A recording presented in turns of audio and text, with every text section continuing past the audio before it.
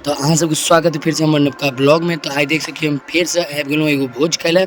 तो भोज लए एलहुँ तो अहाँ सब लए वीडियो बनाना जरूरी है कि अहाँ कते नीक प्यार देखाबै छी भाई के, इसी तरह प्यार देखाओ। तो आइ माछ भात के भोज छै और साथ में रसगुल्लो छै।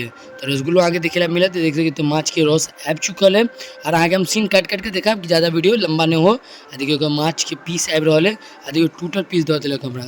तो लेबै पीस, डीको पीस लेबै अखन एक तोर बटेले है। और देखियो यहाँ पर अच्छा खासा पीस 5-6 पीस हम खा चुकल छी। भाई माछ केहन छल, काँट बड़ छल ई माछ में। फिर माछ खायल भऽ गेल तो रसगुल्ला चलल। देखियो यहाँ पर रसगुल्ला 2, 4, 5, 6 गो रसगुल्ला हम खेलूँ है उजरका। आर खा चुकल छल पहले से। ये अनकी चचा लागत कल वीडियो नहीं बना। तो यहाँ पे देख सकै छी रसगुल्ला हम खा रहल छी। इमहर बाबा सब गोटा सामने बैसल छै। और एतऽ अहाँ सबके ई ब्लॉग केहन लागल से कमेंट करके जरूर बताएब। और जेना हर वीडियो में प्यार देखाब जेना इहो वीडियो में देख बताएब। और अहाँ के ललका रसगुल्ला निक लागैए कि उजरका कमेंट करके जरूर बताएब।